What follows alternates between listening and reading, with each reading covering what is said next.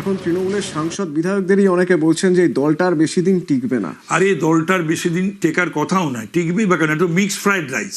বৈঠকে বিধায়কদের মধ্যে মাত্র 19 থেকে 20 জন হাজির, বাদবাকি বিধায়ক আসেনি। তার মানে তো তোমার 1/4 এসেছিল, তাহলে তো এমনি দলটা উঠে যেতে পারে। এবং এরা যদি একটা মিটিং করে যদি এরা নিজেদের জানায়, বলতেই পারে কিন্তু যে আমরা একে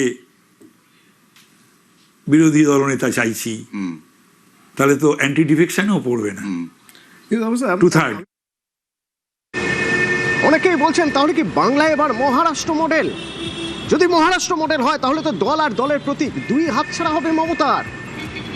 অর্থাৎ সেই শিবসেনা এনসিপির মতোই কি আড়াআড়ি ভেঙে যাবে তৃণমূল? বিধানসভায় সংখ্যা প্রমাণ হবে আশাবাদী।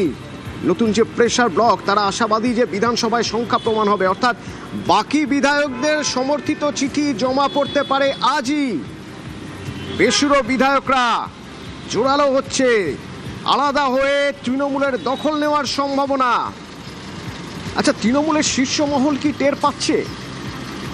মমতা বন্দ্যোপাধ্যায় থেকে কুণাল ঘোষ, তাদের কথায় তো সেরকমই ইঙ্গিত। শোনা যাক কি বলছে তারা। আমি যদি অভিষেককে তাড়িয়ে দিই তাহলে কেউ কেউ চলে আসবেন, আমি নিইনি আপনাদের। তার কারণ আমি আপনাদের খুব ভালো চিনি।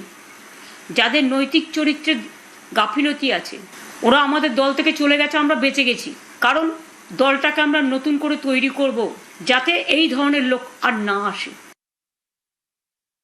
অনেক এমএলএর কাছে ভয় দেখানো হচ্ছে ইত্যাদি ইত্যাদি।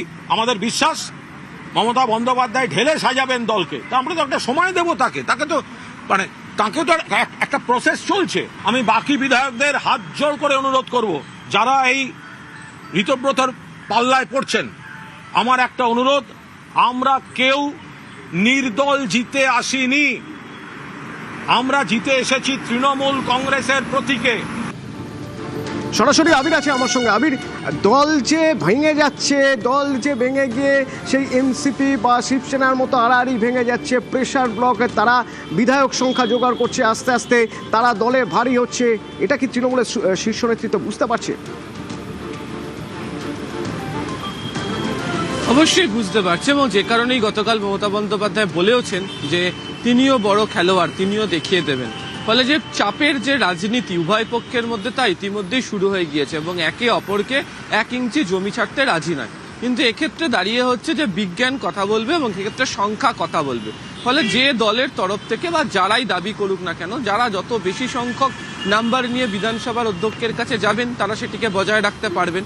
এবং এক্ষেত্রে দাঁড়িয়ে যদি ঋতব্রত সন্দীপনরা 53 জন বিধায়কের স্বাক্ষর, তাদেরকে সমর্থন নিয়ে তারা যদি হাজির হতে পারেন, ফলে তারাই অ্যাডভান্টেজ হিসাবে এগোবেন। ফলে গোটাটাই হচ্ছে এখন একে অপরের প্রতি চাপ তৈরি করার খেলা।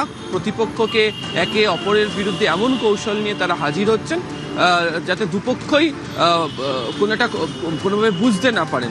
কিন্তু যে ধরনের আলোচনা বা পরিসরে যে ধরনের ঋতব্রত সন্দীপনকে দেখতে পাওয়া যাচ্ছে, তাতে তারা আশাবাদী এবং ঘনিষ্ঠ মহলে তারা কার্যত স্বীকারও করেছেন যে তাদের কাছে যে পর্যাপ্ত সংখ্যক নাম্বার দরকার সেই নাম্বার তারা পেয়ে গিয়েছেন, এবং তার ভিত্তিতেই তারা আগামী দিনে পদক্ষেপ গ্রহণ করবেন।